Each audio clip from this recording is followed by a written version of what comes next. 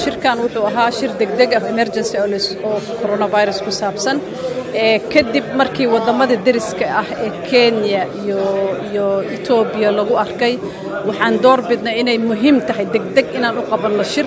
aan dadkana taageeray iyo dawladda isugu keeno sidii la isula socon lahaa loo falanqeyn lahaa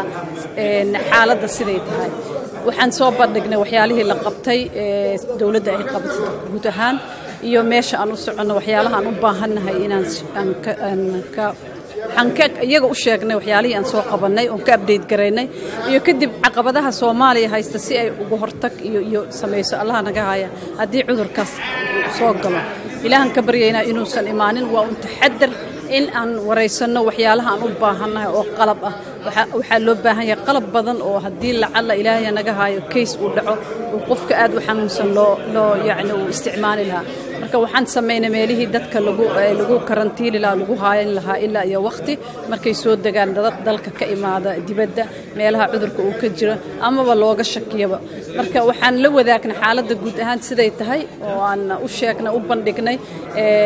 intooda badan wadamada qaarkood waxay noo ballan qaadaan qalabkii يعني لغو ogaan lahaa inayna siiyaan marka waxay ahayd bas in information kale isdhaafsado xaaladda meeshan taaganahay iyo sidii loo degdeg loogu sii howlgali lahaa hadii Allah wallahi waa horta waa cases la isolate gareeyay la fiirinayo la daaweynayo waa socdaan diyaarada kaliya ma aha Soomaalida siyaabo badan ee dhulkay ku socotaa xuduudada waa furan yihiin intooda badan waxaan isku dayeynaa insha Allah intii karaankeena ah anagoo wada kaashanayna dawladda hay'adaheeda in horta la xakameeyo dadka ka imaanaya meelaha cudurku sida baan ugu haaya dadka looga shakiyo inay soo mareen ama ka yimaadeen waqtiga incubation periodka ka yarna waxaan isku dayeynaa oo hadda aan bilownay oo ka socota Soomaaliya meelaha ugu waaweyn oo laga soo dego in dadkaas meel inta la geeyo xaalkooda la ogaado ilaa 14 bil insha Allah afarta qof oo caafimaad qabaan baaritaan lagu sameeyay waa maqan yihiin baaritaankooda inta badan waxa loo diray dibadda loo diray waa dad fiican oo aanan cudurkii wax hadda ilaahay ha ka haaya aanan wax sababana tusay inay cudurkii qabaan aanan ka muuqanin waa dad caafimaad qaba 14 kaas casho in la haayo kadibna insha Allah bulshada lagu deeyay ayaan rajaynaynaa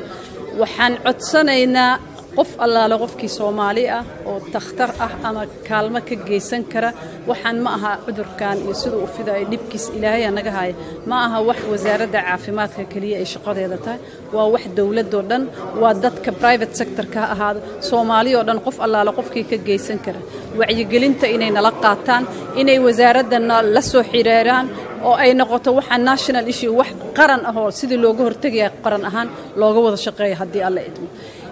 dadkana waxaan u sheegaynaa in ay safarada hadii laga maarmaan ay yihiin safarada ay yareeyaan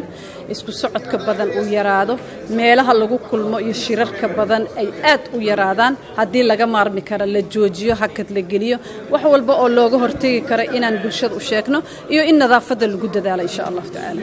wallahi xubno kamid ah deeq-bixiyaasha waxay kaalmadooda inoo sheegeen laakiin waxay ahayd maadaama safarada aan